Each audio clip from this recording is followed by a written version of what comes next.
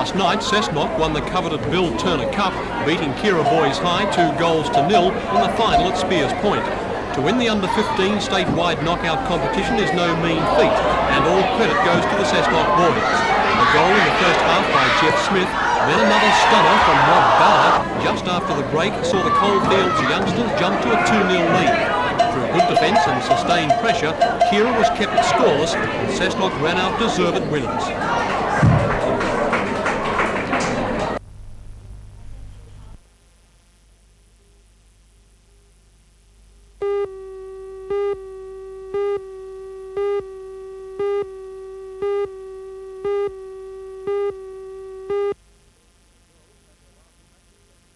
The girls had their last practice session at the Broadmeadow Stadium this afternoon. The under-14s team was selected from Newcastle Club Basketball and has already proved a strong combination. They'll compete against 16 other teams from around Australia for the national title. Coach Kevin Goodman talks about their chances. Well, in the lead-up matches to the national titles, we won the inaugural state league match defeating Bankstown, and were unlucky in the final of the state championships by being defeated by Bankstown by 1 point, which was very close. Obviously a good lead-up. You're seeded equal number 1 in New South Wales. Where do you expect your major competition to come from? The major competition will come from the strong Victorian sides, who are extremely strong, and South Australia.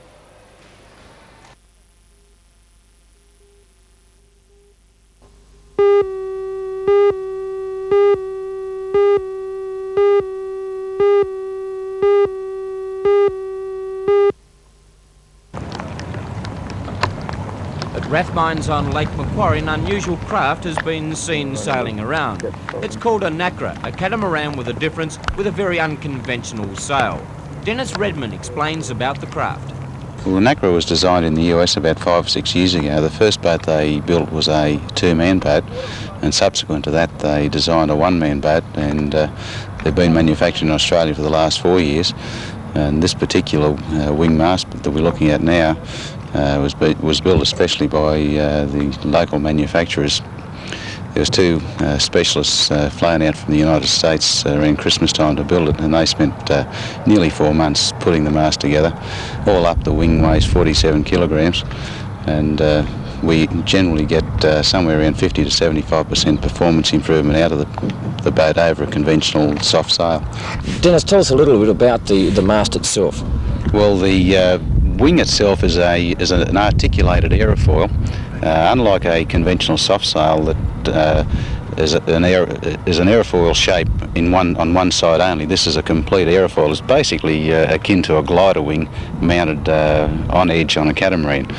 What speeds would you look at obtaining on the lake?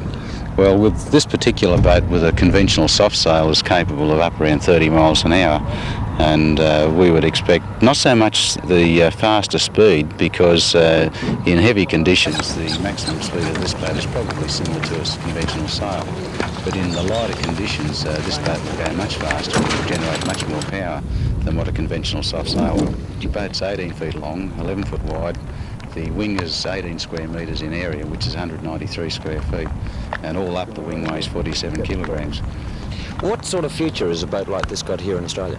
Well, the wing mast was originally developed for the big C-class cats for the Little America's Cup some years ago. In fact, you've got to come back to the back of the wing and just duck through that little cutout section. This particular mast we're looking at now is it's really a deck sweeper one wing. of the, I think only the second one in the world that's been fitted on an 18 square metre cat, and this we believe is the most sophisticated wing mast in existence anywhere.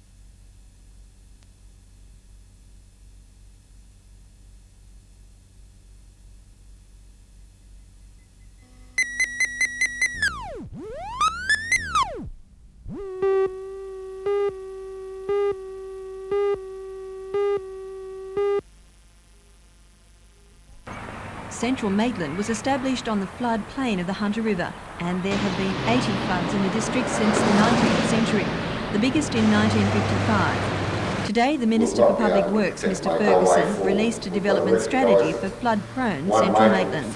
It's the result of months of work by a joint committee which not only included the Public Works Department but Council, Department of Environment and Planning and the Hunter Valley Conservation Trust. Development is based on the 100-year floodplain.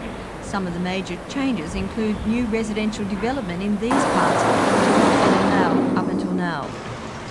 The Public Works Department has come a long way in this plan. Some of the recommendations run counter to the government's policy on flood-prone lands. The City Planner of Maitland, Mr David Evans, concerning the 100-year establishes common ground between I think the it's not so Council much and a the Public question Works of Department. differences. There is a 100-year floodplain in Central Maitland that has caused some problem in terms of redevelopment. The study hopefully proposes a compromise and a common course that both Council and the Department can follow for Central Maitland's future redevelopment.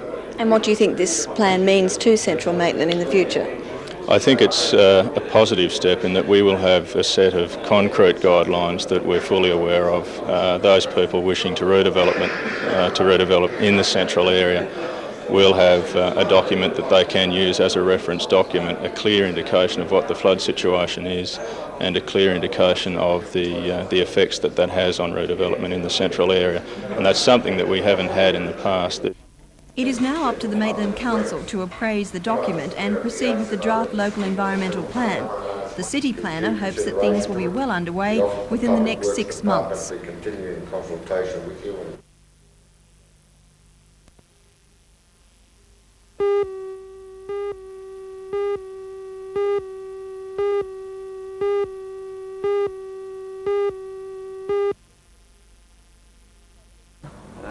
The two projects were announced by Premier Rand yesterday during a press conference at Newcastle City Hall.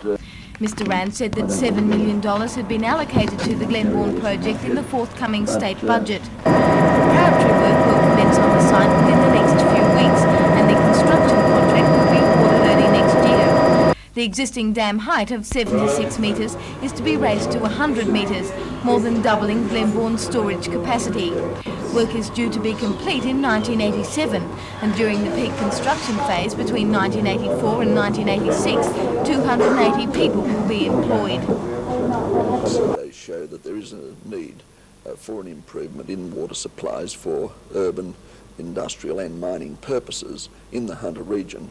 But of course, this provides the government with an excellent opportunity to embark upon worthwhile works which create jobs. The Premier went on to discuss the redevelopment of Newcastle's East End. Mr Rand said the work was long overdue and would definitely commence before the year is out. He says some of the railway-owned land in the East End will be handed over within the next couple of months, clearing the way for construction work to begin.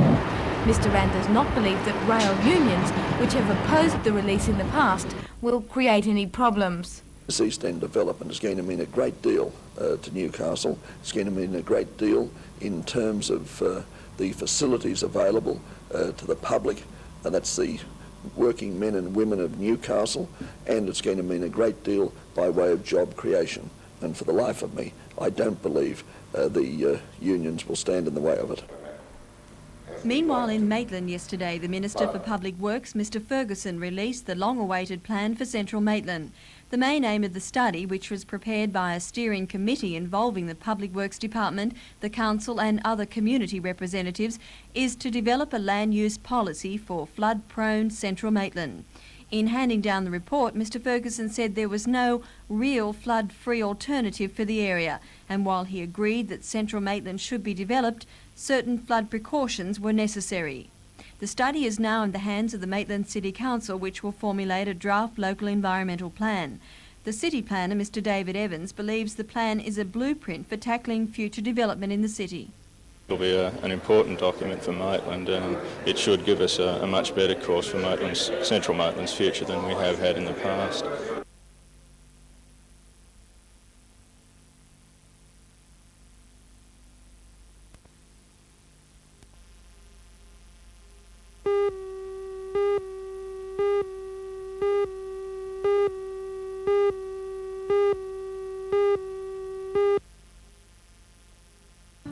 Mr Wade says the proximity to a helipad and the main road artery makes the Wharf Street building an ideal site, and he's determined that with the help of the Premier, the move will go ahead. The police rescue several sites at the Railway Department at Merriweather Street, and finally it was found that the building on Merriweather Street Wharf was not going to be used anymore after the dredging left, and it was an ideal position. It was a big building. It could be made into a two-floor place. It's adjacent to the water place, plenty of parking space, an ideal situation for a helicopter. And I made my representations to the Deputy Premier and Minister for Public Works and Ports to see if there was a possibility that this could be given at a reasonable rate to the Police Department for this purpose. And not only that, it's on a main road and it connects with the industrial highway, which facilitates the thing. And what was the Deputy Premier's reaction? He said we can have it. He advised me that as far as the MSP was concerned and the government, that the police can have the thing, but I understand that the echelons of the police department in Sydney are not happy about it and are indicating that it shouldn't be there. So I've spoken to the Premier today on it, the hope that we may bring pressure to bear on the Minister to tell the police department that that's what we want and that's what we're going to get.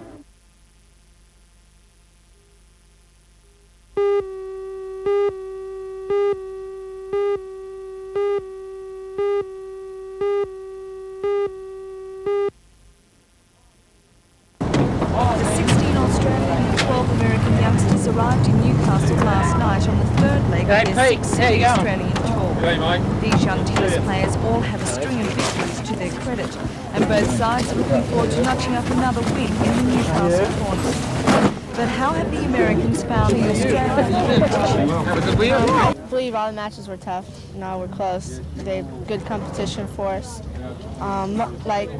Really the score at the Horror didn't make much of a difference. All the matches were close. How do you think you'll fare in Newcastle?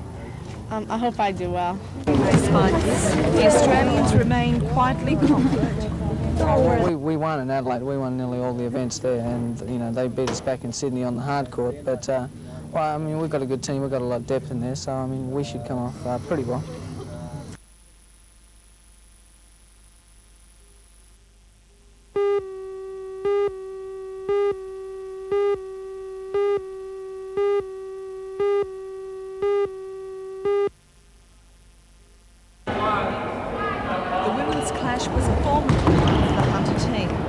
Newcastle had been leading for the duration of the match, the Americans found an added burst of strength in the last 5 minutes and gave the local girls a scare.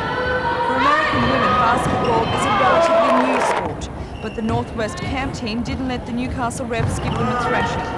The final score was 60-55, with Sue McLaughlin and Rhonda Davidson being the top point scorers for Newcastle, and Helen Hicks and Paula Polite scoring the most points for the Northwest camp team.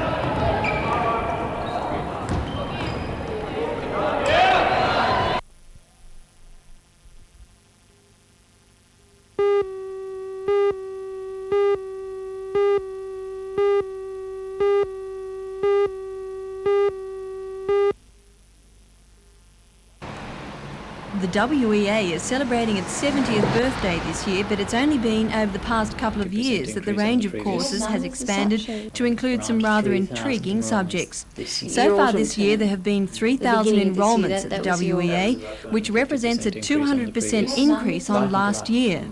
But the term just ended has exceeded that average. The Adult Education Centre says figures this winter have improved 400% on the same period in 1982. So how does the WEA explain the sudden increase? Basically, I think that we're communicating what we have on offer to people more effectively than we have maybe in the past, but also I feel that more people have more time on their hands and they're looking for some constructive way to utilize that time. And I feel that we are providing them with a very fine opportunity to do this. We've got 100 courses on offer this term. They range from the fairly intimidating for some, maybe philosophy, through economics, history, religion, to arts and crafts, and a number of courses on parenting. There is almost something for everybody in our program.